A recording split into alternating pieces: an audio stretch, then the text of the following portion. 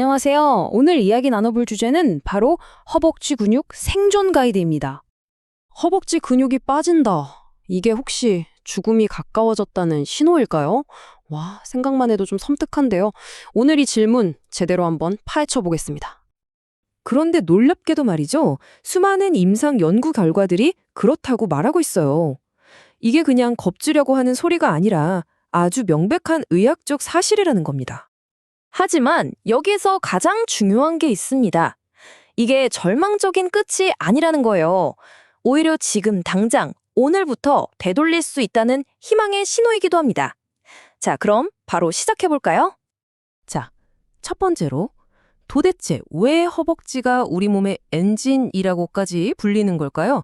그 과학적인 이유부터 한번 짚어보겠습니다.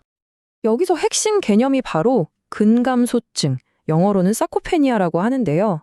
말 그대로 나이가 들면서 근육이 점점 줄어드는 현상이에요. 근데 이게 왜 무섭냐면 단순히 힘 좀 빠지는 수준이 아니거든요.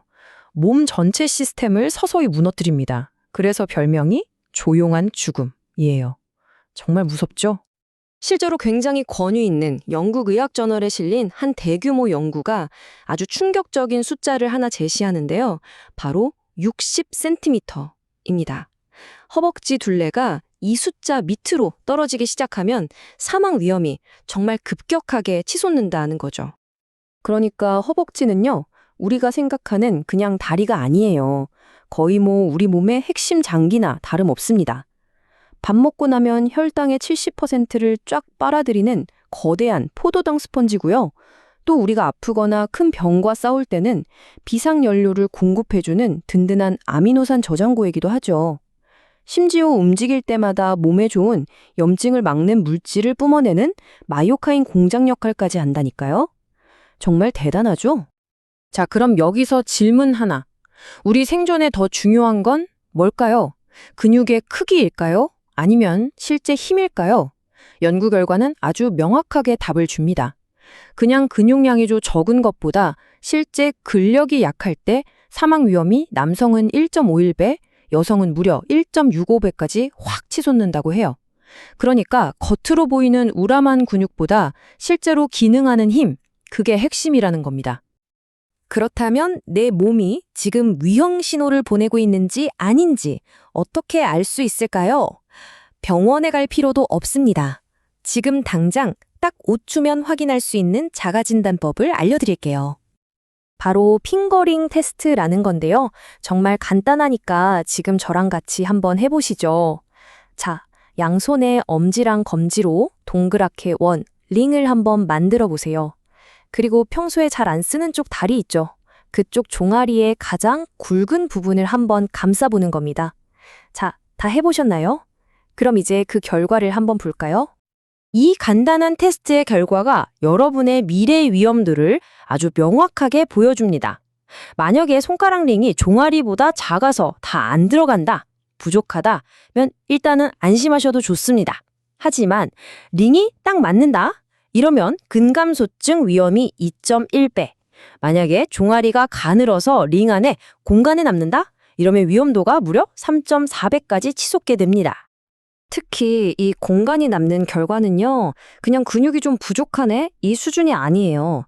전체 사망 위험 자체가 3.2배나 높아진다는 연구 결과와 바로 연결됩니다. 정말 간단한 테스트지만 이게 보내는 경고의 무게는 절대 가볍게 생각하시면 안 됩니다. 자, 그럼 이제 좀 무거운 얘기는 그만하고 희망적인 해결책으로 넘어가 보죠.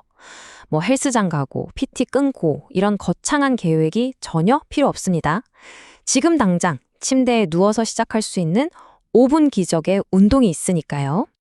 이 운동들의 비밀은 바로 등적성 수축이라는 원리에 있어요. 이게 뭐냐면 관절은 가만히 둔 채로 근육에만 힘을 꽉 줘서 긴장시키는 방식이에요. 그러니까 가장 큰 장점이 뭐겠어요? 맞습니다.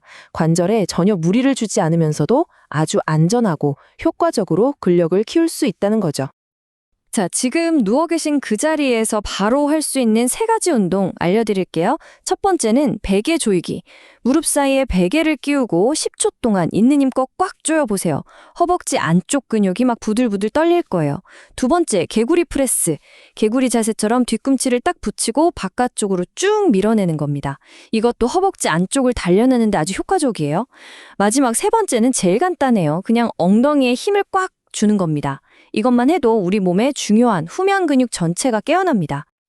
아, 그리고 누워서 다리 들기 운동에 대해서 오해하는 분들이 꽤 많으세요. 이거 그냥 고관절 운동 아니에요? 허벅지랑 상관없지 않나? 하시는데 천만에요.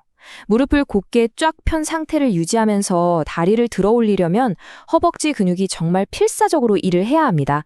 그래서 특히 근력이 아주 약해진 분들께는 이보다 더 안전하고 효과적인 허벅지 강화 운동이 없는 셈이죠. 자, 그런데 운동만 열심히 한다고 끝일까요? 아닙니다. 아직 2%가 부족해요. 자동차에 기름을 넣어야 달리듯이 우리 근육에도 연료가 필요하거든요. 이제 그 방정식의 나머지 절반, 바로 영양에 대해 이야기해 보겠습니다. 나이가 들면 우리 몸에 좀 서글픈 변화가 생기는데요. 바로 동화 저항성이라는 게 생겨요. 이게 뭐냐면 우리 근육이 단백질을 먹어도 예전처럼 반응을 잘 안 하는 좀 둔감해지는 상태를 말해요. 그래서 젊을 때랑 똑같이 단백질을 먹어도 근육이 잘 안 붙는 거죠. 그러니까 근육을 만드는 공장의 스위치를 켜려면 예전보다 훨씬 더 세게 눌러줘야 하는 겁니다. 그럼 그 스위치를 세게 눌러줄 열쇠는 뭘까요? 바로 류신이라는 아주 중요한 아미노산입니다. 연구를 보니까 특히 중장년층 이상에서는 한 끼에 최소 2.5g의 류신이 몸에 딱 들어와줘야 비로소 근육 생성 스위치가 딸깍하고 켜진다고 합니다. 이 숫자 2.5g 꼭 기억해 주세요. 그래서 우리는 이제 전략을 짜야 합니다. 첫째, 류신이 풍부한 양질의 단백질을 드세요. 유청이나 유제품, 계란, 고기 같은 것들이요. 둘째, 한 번에 몰아먹지 말고 몇 끼니마다 20에서 30g씩 꾸준히 나눠서 드시는 게 훨씬 효과적입니다. 그리고 마지막으로 진짜 꿀팁. 운동하고 나서 바로 단백질을 먹어주면 근육이 만들어지는 효과가 무려 2배로 뛴다고 하니까요. 이 타이밍 절대 놓치지 마세요.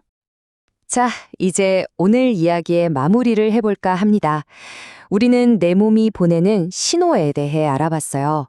그럼 이걸 어떻게 내 삶을 바꾸는 전략으로 만들 수 있을까요? 오늘 이야기의 가장 중요한 핵심은 바로 이겁니다. 허벅지 근육이 줄어드는 건 분명 우리 몸이 보내는 강력한 경고 신호가 맞습니다. 하지만 이건 절대로 정해진 운명이 아니에요. 오히려 이봐 주인, 지금이 바로 행동할 때야 라고 우리 몸이 알려주는 아주 고마운 신호이자 절호의 기회인 겁니다.